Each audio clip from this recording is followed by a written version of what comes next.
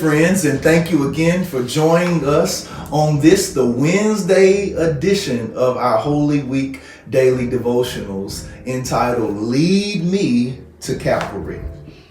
To this point, we've made an attempt as best we can to be sequential in our sharing of the happenings of our Christ during Passion Week on this road to Calvary.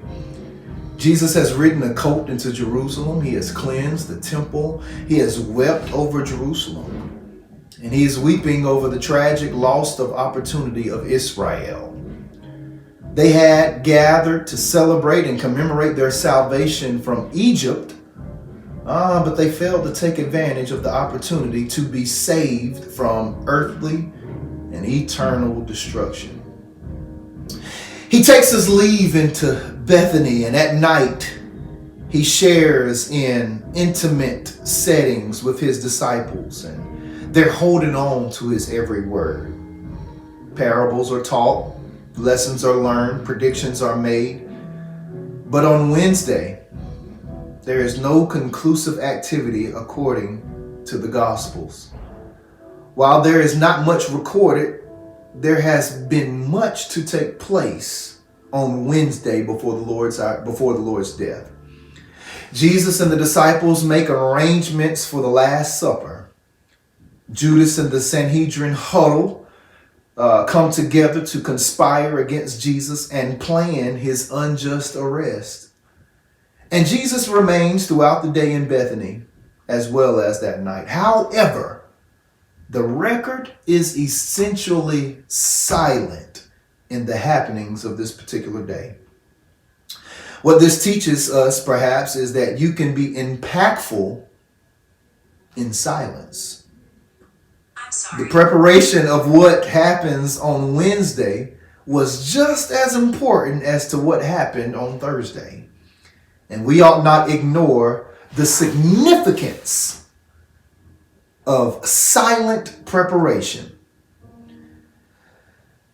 We know that while we are silently moving and while we are quietly preparing, God has a purpose for our life.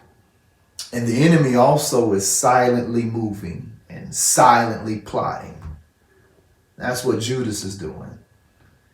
He can't tell anyone, but he's oscillating and he's vacillating, perhaps over the idea of whether or not to betray or to be loyal. He's silently weighing his options. If he betrays him, he gets a solid payday.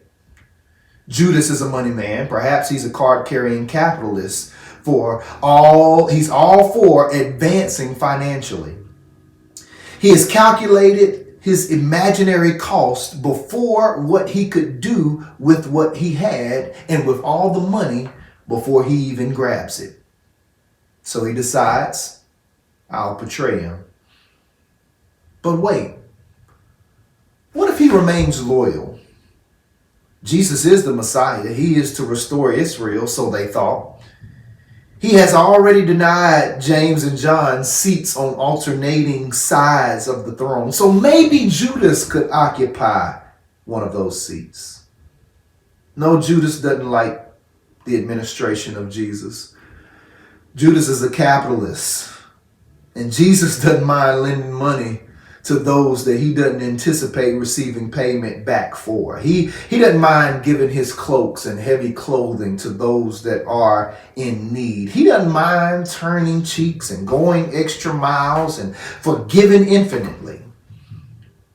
Judas says Jesus lets the harlot of the town interrupt a man's dinner and kiss and pamper the feet of Jesus while wiping it with her hair. Judas isn't impressed, so he elects to betray him.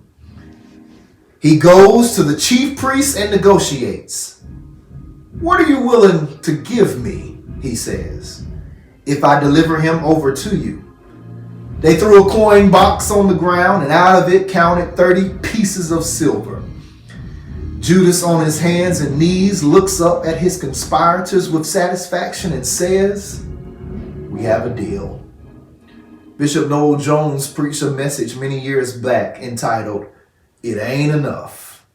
where he argued that there is no amount of money in the world that is enough for him to consider being disloyal to Jesus. The question tonight is that your testimony? I sure hope so. God bless you tonight.